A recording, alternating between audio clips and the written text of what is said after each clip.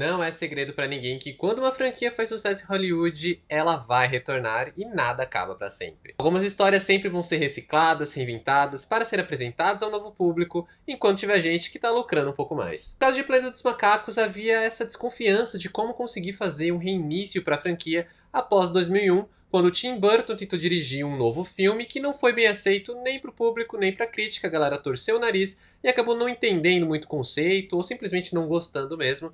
Então, os estúdios pensavam de como finalmente trazer essa franquia de volta, mas estava com um pouquinho de medo de como fazer. E a resposta veio em 2011, quando eles finalmente conseguiram fazer um filme que funcionasse de base para estabelecer uma nova fase para a franquia, que respeitaria o legado, mas ao mesmo tempo apresentaria essa história para um novo público. Fala galera, aqui quem fala é o Adam, sejam bem-vindos ao canal. Aproveita para se inscrever se você ainda não é inscrito e me seguir nas redes sociais, o arroba está aqui na tela. E vamos falar hoje de Planeta dos Macacos, A Origem, filme de Rupert Wyatt, que teve essa tarefa aí de trazer Planeta dos Macacos de volta. Na trama, o cientista Will, interpretado por James Franco, está trabalhando para uma empresa pesquisando a cura do Alzheimer. Os testes em chimpanzés acabam não saindo como planejado, e quando o projeto dá errado, ele acaba adotando um dos filhotes, chamado César, que demonstra cada vez mais uma inteligência fora do normal. Planeta dos Macacos só conseguiu essa chance de um reinício, de uma nova tentativa em 2011, e a gente tem que entender um pouquinho do período,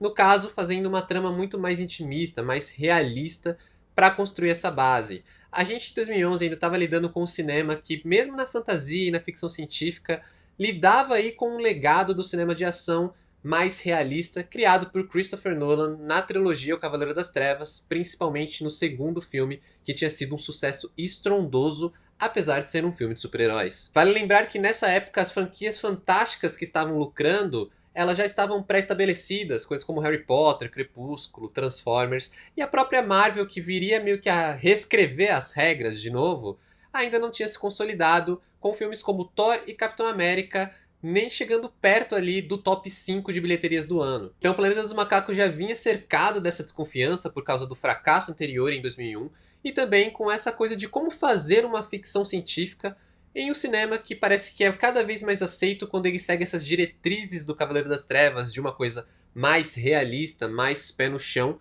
enquanto o Planeta dos Macacos é uma franquia que ela é completamente pirada, né? Tem toda uma pira bem fantástica, bem ficção científica raiz mesmo. Bom, em 2001, quando o Tim Burton assumiu, o filme ele foi voltado ali bem para aquela ficção científica, bem com a carinha ali do original, e acabou não dando certo. Então a resposta ali, a abordagem que eles quiseram trazer para essa versão do filme, para esse novo filme, foi uma coisa mais dramática, mais ali pé no chão, mais intimista. Então a gente tem essa trama que ela se constrói principalmente na relação do personagem do James Franco, o cientista Will, e do nosso César, que é o macaco principal aí, em um mundo que é praticamente o mundo que a gente conhece, o mundo ali dotado de humanos, onde os animais eles acabam relegados a essa posição de pets, de zoológico, e infelizmente nesses casos, como cobaias de um laboratório. Acho que o mais importante para o estúdio nessa época, que eles mais visavam, era criar realmente um alicerce para trazer toda uma franquia. Ele é, para todos os efeitos, um filme de origem, então a gente não vai ali conectar esse filme diretamente à franquia Planeta dos Macacos que a gente tinha no imaginário, mas a gente já consegue ver alguns encaminhamentos deste filme, principalmente no terço final, para se encaixar mais ou menos naquela mitologia já conhecida. Só que para fazer isso acontecer dessa forma mais intimista e mais dramática, como eu citei, eles precisavam apostar num núcleo mais humano para a gente conseguir se identificar de uma forma mais imediata. E aí o filme trabalha muito a relação entre esses dois personagens, do Will e do César, que eles nutrem um vínculo ali quase de pai e filho, mas que ao mesmo tempo tem sempre aquela coisa de um pet e até dessa criatura de laboratório que é o César.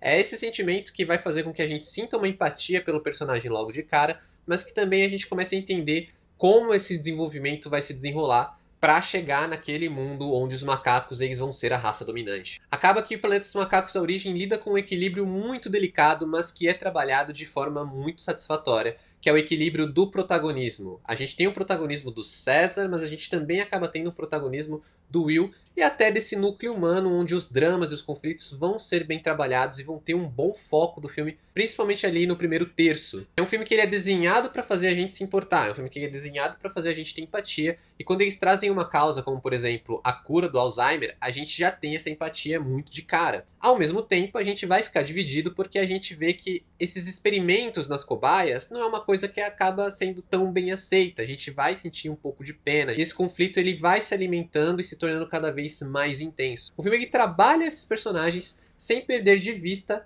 qual é o encaminhamento que ele quer dar, onde ele quer chegar, que é justamente nesse foco dos macacos. Não apenas do César, mas de outros macacos, porque Planeta dos Macacos não se faz com um macaco só. E é legal justamente como o diretor ele consegue trabalhar os personagens humanos sem que o protagonismo do César se perca. Ele, pelo contrário, ele vai se intensificando e vai se solidificando cada vez mais conforme o filme se desenrola. Isso é muito importante justamente por causa do que representa essa figura, de quem é o César, que começa ali com um macaco simples, só que muito inteligente, se desenvolvendo em um personagem muito mais complexo, apresentando essa complexidade de várias formas, de várias maneiras, principalmente estabelecendo diversos conflitos com algumas figuras que são meio que quase óbvias. A gente tem aqueles humanos que são mais protetores, a gente tem aqueles humanos que são mais odiosos, né, que vão meio que maltratar o animal. E isso, conforme a gente vai tendo em tela, isso vai desenvolvendo cada vez mais uma ruptura, uma quebra, e aí faz com que a gente comece a ter o vislumbre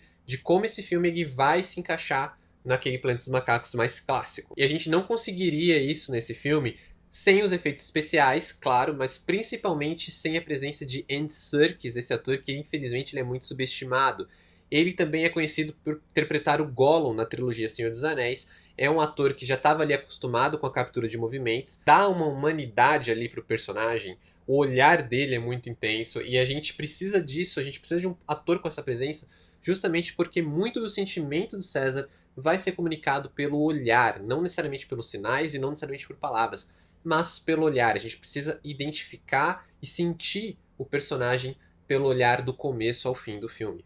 Não é apenas um baita acerto no trabalho de personagens, mas é um baita acerto ao estabelecer esse mundo. Afinal de contas, é um mundo muito diferente, tanto do filme clássico de Planeta dos Macacos, quanto do Planeta dos Macacos que o Tim Burton nos apresentou na sua tentativa de reboot. Mas a base, ela tá ali. É como que o estúdio entendeu como fazer essa base, sem se preocupar muito com a franquia, mas se preocupando com a história que ele vai contar aqui. E eu acho que isso, nesse filme, faz toda a diferença. Então, para Planeta dos Macacos, A Origem, nota 7.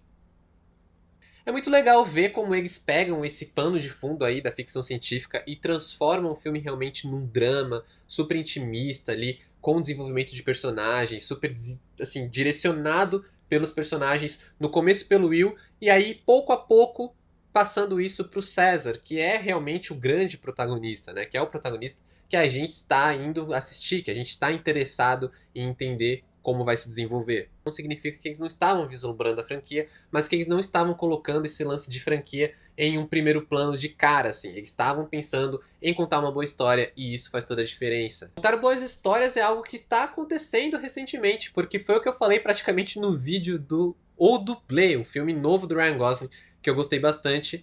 E eu também gostei bastante do filme Rivais, que é o filme da Zendaya, que também ele tem muito traço estilístico bem forte e também conta uma boa história.